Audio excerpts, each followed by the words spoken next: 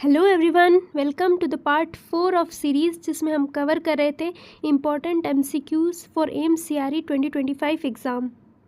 Friends, आपके exam की date अब क्लोज़ आ चुकी है। आई होप आपकी प्रिपरेशन अच्छी चल रही होगी और मेरी वीडियोस से आपको काफ़ी फ़ायदा मिल रहा होगा। मेरी वीडियोस आपके लिए काफ़ी हेल्पफुल रोल प्ले कर रही होंगी। So let's get started.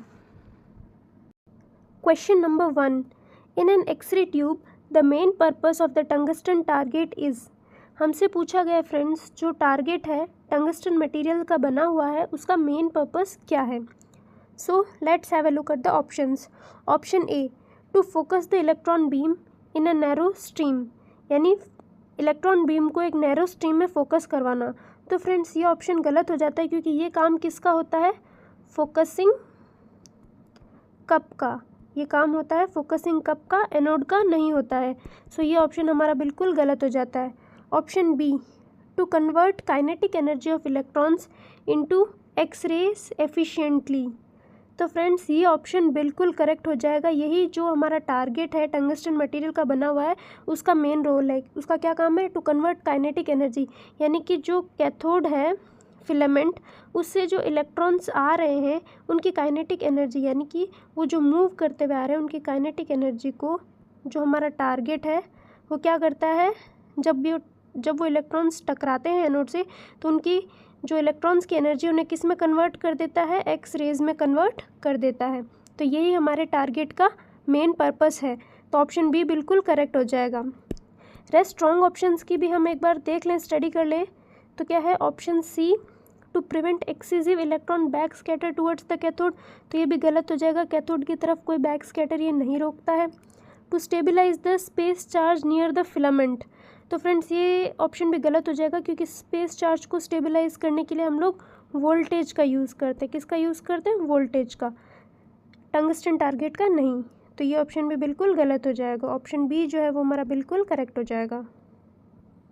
Moving to the next question, question number 2, the main function of added filtration in diagnostic x ray tube is to, यानी हमसे एडेड फिल्ट्रेशन का मेन फंक्शन पूछा गया है। तो फ्रेंड्स बेसिकली हमें पता है फिल्ट्रेशन का क्या काम होता है, लो एनर्जी एक्सरेज को अब्जॉर्ब करना ताकि वो क्या कर दे, पेशेंट डोज को रिड्यूस कर दे, यानी पेशेंट को एक्स्ट्रा डोज जो है वो ना लगे। तो यहाँ जब हम ऑप्शंस को देखते हैं तो option B, remove low energy photons that contribute to patient skin dose, बिल्कुल सही हो जाएगा क्योंकि यही बेसिकली एक फिल्ट्रेशन का वर्क होता है। क्या, लो एनर्जी फोटोन्स को जो है वो रिमूव करना और पेशेंट को डोज लगने से बचाना। तो ऑप्शन बी हमारा बिल्कुल करेक्ट हो जाएगा। Next question, question number 3, in computed radiography the latent image stored on the imaging plate IP is released during. तो फ्रेंड्स इसमें हमसे पूछा गया है कि कंप्यूटेड रेडियोग्राफी के दौरान जब हम एक कोई भी स्कैन लेते हैं तो सीआर कैसेट के अंदर जो इमेजिंग प्लेट होती है उसमें जो लेटेंट इमेज स्टोर होती है वो कब रिलीज़ होती है। So having a look at the options, option A, stimulation with the red laser beam in the reader. So friends option A बिल्कुल करेक्ट हो जाएगा क्योंकि सीआर सिस्टम में फ्रेंड्स क्या होता है, जो इमेजिंग प्लेट ने जो लेटेंट इमेज कैप्चर की है उसके बाद में जब हम सीआर कैसेट को रीडर के अंदर डालते हैं तो उसमें आईपी रिलीज़ होती है और रेड लेज़र बीम से उसे क्या किया जाता है, स्टिमुलेट किया जाता है, तब वो अपनी लेटेंट इमेज को रिलीज़ कर देती है। तो ऑप्शन ए बिल्कुल करेक्ट हो जाएगा। सो फ्रेंड्स अगर हम रॉन्ग ऑप्शंस का देखें तो option B, exposure to x rays directly at the detector. तो फ्रेंड्स ऐसा बिल्कुल नहीं होता है। एक बार हमने एक्सरे एक्सपोज ले लिया, आईपी पे लेटेंट इमेज आ गई, उसके बाद में कोई भी एक्सरे से एक्सपोजर नहीं होता है। Option C, irradiation with ultraviolet light before scanning. तो फ्रेंड्स ऐसा भी नहीं होता है, कोई अल्ट्रावायलेट लाइट से जो है इरेडिएशन नहीं होता है। Option D, heating of the plate inside the cassette. तो फ्रेंड्स ये भी गलत हो जाएगा, कोई प्लेट हीट नहीं होती है कैसेट के अंदर। यहाँ पे ऑप्शन ए जो है वो हमारा बिल्कुल करेक्ट हो जाएगा। Moving to the next question, question number 4, in manual film processing the clearing action of the fixer is mainly due to which chemical component. तो फ्रेंड्स इसमें हमसे पूछा गया है कि फिक्सर के कौन से केमिकल कंपोनेंट से क्लियरिंग एक्शन होता है। तो फ्रेंड्स हमें पता है सोडियम थायोसल्फेट या फिर अमोनियम थायोसल्फेट जो कि फिक्सर एजेंट्स होते हैं, इनका क्या काम होता है, अनएक्सपोज्ड सिल्वर हैलाइड क्रिस्टल्स जो हैं उन्हें फिल्म से बाहर निकालना सॉल्यूशन के अंदर। तो ऑप्शन ए हमारा बिल्कुल यहाँ पे करेक्ट हो जाएगा, क्योंकि ये क्या करता है, अनएक्सपोज सिल्वर हैलाइड क्रिस्टल्स को बाहर निकाल लेता है, यानी कि क्लियरिंग एक्शन करता है। एक्स्ट्रा जो अनएक्सपोज सिल्वर हैलाइड क्रिस्टल्स हैं, उन जिनकी नीड फिल्म के अंदर नहीं है, उन्हें बाहर निकाल लेता है। सो ऑप्शन ए बिल्कुल करेक्ट हो जाएगा। नेक्स्ट रिमेनिंग रॉन्ग ऑप्शंस को हम देखें। पोटेशियम ब्रोमाइड, तो ये क्या होता है, डेवलपिंग सॉल्यूशन का पार्ट है, ये कंपोनेंट है, और ये क्या होता है, एक रीस्टेनर होता है जो कि क्या करता है, होल्ड करता है development of unexposed silver halide crystals, जिसकी वजह से फिल्म फॉग ना हो। नेक्स्ट ऑप्शन सी हाइड्रोक्विनाइन, ये क्या है, डेवलपिंग एजेंट है। एसिटिक एसिड क्या प्रोवाइड करता है, एसिडिक मीडियम प्रोवाइड करता है for fixer solution to act. So यहाँ हमारा ऑप्शन ए बिल्कुल करेक्ट हो जाएगा और बाकी के तीनों options completely wrong. Next question, question number 5, the coronary arteries arises directly from which specific part of the aorta, यानी जो कोरोनरी आर्टरीज हैं वो अरोटा के कौन से स्पेसिफिक पार्ट से अराइज हो रही हैं। तो friends, having a look at the options, option A ascending aorta just above the aortic valve जो है बिल्कुल करेक्ट हो जाएगा, क्योंकि फ्रेंड्स जो कोरोनरी आर्टरीज हैं वो कहाँ से अराइज होती हैं, जो हार्ट के अंदर अरोटिक वेल्व है उससे जस्ट ऊपर असेंडिंग अरोटा जो है, वहीं से कोरोनरी आर्टरीज जो है वो अराइज हो जाती हैं, यानी वहीं से जो वो है स्टार्ट हो जाती हैं। सो ऑप्शन ए जो है वो हमारा बिल्कुल करेक्ट हो जाएगा। Moving to the next question, question number 6। Friends, ये एक एनालॉगी टाइप क्वेश्चन है, तो आइए इसे देखते हैं। Question number 6, automatic processing is to rapid processing as manual processing is to question mark, यानी हमसे इसमें कहा गया ऑटोमेटिक प्रोसेसिंग जो है वो कैसी है, रैपिड प्रोसेसिंग है, तो मैनुअल प्रोसेसिंग कैसी होगी।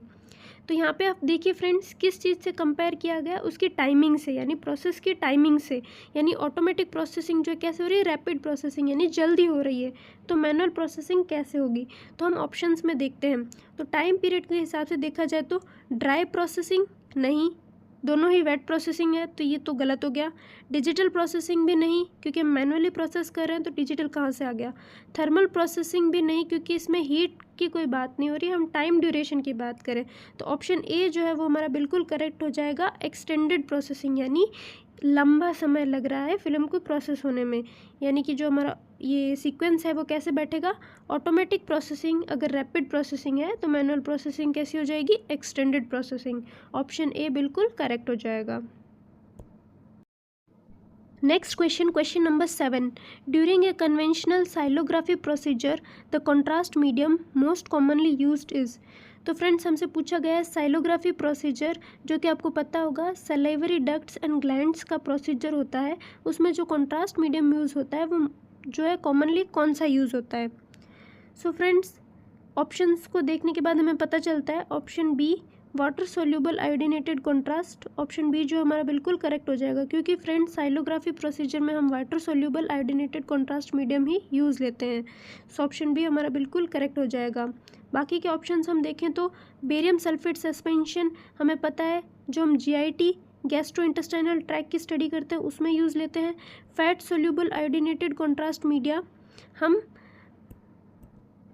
ऑयल बेस्ड कॉन्ट्रास्ट मीडियम जो है वो हम लिम्फेटिक नोड्यूल्स की स्कैनिंग में यूज़ लेते हैं। और option D gadolinium based contrast MRI के अंदर यूज़ किया जाता है। सो ये बाकी के ऑप्शंस गलत हो जाएंगे, ऑप्शन बी जो है वो हमारा बिल्कुल करेक्ट हो जाएगा। Moving to the next question, question number 8। Friends, ये एक सिंपल न्यूमेरिकल क्वेश्चन है, तो आइए इसे सॉल्व करते हैं।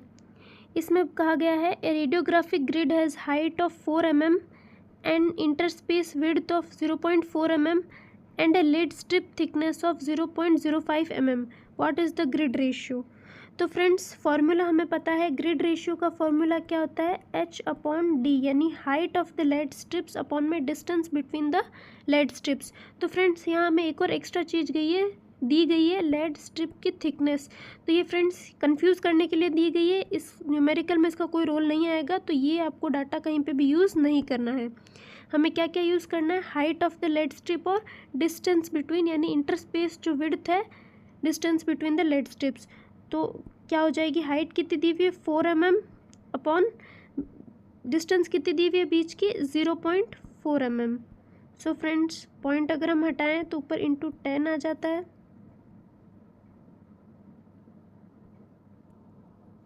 सो फ्रेंड्स 4 से 4 कैंसिल होता है 1 टाइम। सो हमारे पास रेशियो क्या आ जाता है 10/1, या फिर इसे अगर हम रेशियो के फॉर्म में लिखें तो 10:1। ऑप्शन सी जो है वो हमारा बिल्कुल करेक्ट हो जाएगा। Moving to the next question, question number 9। reducing the anode angle from 14 degree to 7 degree, same SID and field size most likely results in, यानी बाकी की चीज़ें हम चेंज नहीं कर रहे हैं SID और फील्ड साइज, बस हम क्या कर रहे हैं एनोड के एंगल को 14 से 7 डिग्री पे रिड्यूस कर रहे हैं, तो उससे क्या होगा। तो फ्रेंड्स मैं आपको बता दूं, जैसे ही हम एंगल को रिड्यूस करते हैं होता क्या है, जो फोकल स्पॉट साइज़ है वो डिक्रीज़ हो जाता है, जो इफेक्टिव फोकल स्पॉट साइज़ है वो डिक्रीज़ हो जाता है। तो हम ऑप्शंस को देखें, option C smaller effective focal spot size at the image receptor बिल्कुल करेक्ट हो जाएगा, क्योंकि एंगल कम होने की वजह से जो फोकल स्पॉट साइज है वो भी डिक्रीज़ हो जाएगा। तो ऑप्शन सी जो है वो हमारा बिल्कुल करेक्ट हो जाएगा।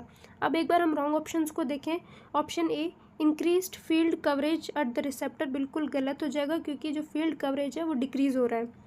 Option B decreased anode heel effect across the field बिल्कुल गलत हो जाएगा, क्योंकि हील इफेक्ट जो है वो बढ़ रहा है, जैसे ही हम एंगल को डिक्रीज़ करें हील इफेक्ट जो है वो बढ़ जाता है। तो ऑप्शन बी जो है वो गलत हो जाएगा। Option D increased intensity uniformity across the field, तो जो इंटेंसिटी की यूनिफॉर्मिटी है वो एंगल चेंज होने की वजह से बिल्कुल नहीं होती है। तो ये जो ऑप्शन है ऑप्शन डी ये भी बिल्कुल गलत हो जाएगा। सो यहाँ हमारा करेक्ट ऑप्शन है option C. So friends moving to the next and last question of our today's video. I hope friends आपको सब समझ में आ रहा होगा। अगर आपको फिर भी कुछ डाउट है तो आप मुझे कमेंट कर सकते हैं। So let's have a look at the question number 10।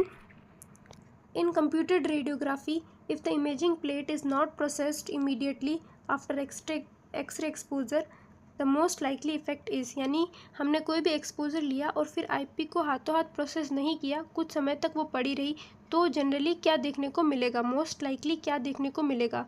So friends option B gradual fading of the latent image reducing signal strength, option B जो है वो हमारा बिल्कुल करेक्ट हो जाएगा, क्योंकि फ्रेंड्स पड़े पड़े लेटेंट इमेज की क्या हो जाएगी, ग्रेजुअल फेडिंग, यानी इमेज जो है वो फेड होने लग जाएगी और ये क्या कर देगी, रिड्यूस कर देगी सिग्नल स्ट्रेंथ को, यानी कि सिग्नल स्ट्रेंथ जो है वो हमारा बिल्कुल वीक हो जाएगा। सो ऑप्शन बी हमारा बिल्कुल करेक्ट हो जाएगा। सो फ्रेंड्स आज की वीडियो यहीं एंड करते हैं। आई होप आपको वीडियो पसंद आई होगी, और अगर आपको वीडियो पसंद आई है तो आप वीडियो को लाइक ज़रूर करना, मेरे चैनल को सब्सक्राइब करना, ताकि फ़र्दर आपकी एजुकेशन में फ़र्दर आपको हेल्प मिल सके। बेल आइकन को भी प्रेस कर देना। So friends thanks for watching, have a good day.